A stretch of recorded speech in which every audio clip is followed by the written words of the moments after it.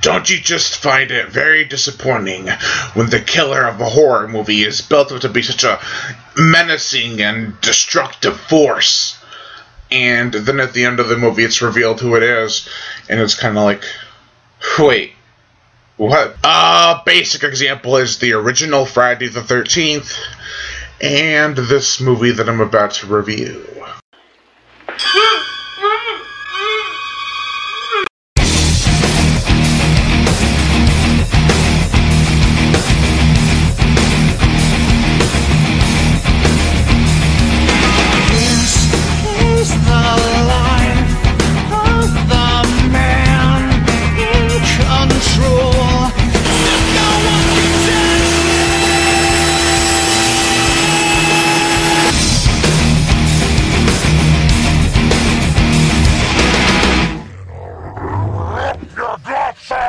The Prowler! The Prowler is also known as Rosemary's Killer. I could have seen it work either way. There is tons and tons of blood and gore scenes in this film. The special effects are done by Tom Savini, who has worked with Joseph Zito, or Zito, or however you pronounce his name, who is the director of this film. He's worked with him before on films such as Friday the 13th, The Final Chapter, which Joseph Zito, or Zito, directed as well. Let me just state something right off the bat. I hate the final girl scenario. It bugs the shit out of me. Like, oh, you got a boyfriend and a girlfriend, they can totally make it, they'll be totally fine. You kill the boyfriend, now the girl just has to die. What? No, don't do this to the movie. Please don't do this to the movie. And then they go with the final girl saving the day, or the night, apparently. And in this film they do that, but the guy is still alive, but he's not in the location with her.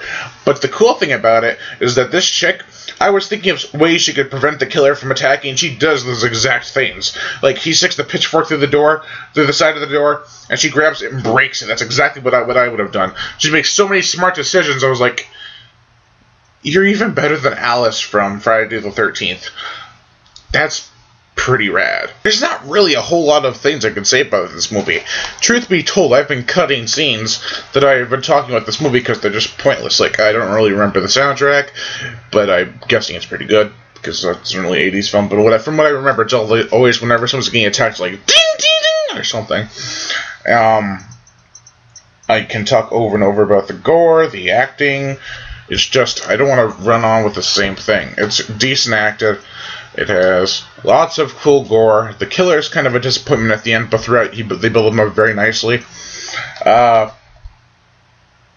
that's pretty much all I can say. It's a straight up slasher film from the 80s. It's nothing more and nothing less. Overall, I give The Prowler a 3.5 out of 5. I would have given it a 4, but some scenes were kind of slow and boring, and I don't really remember the soundtrack, and some of the things about it I don't really recall because things were happening, but it was kind of boring to that point. I am Brian Gatto, host of Horror Show Movie Reviews. Make sure to like my Facebook page in the description below, and to leave comments and subscribe.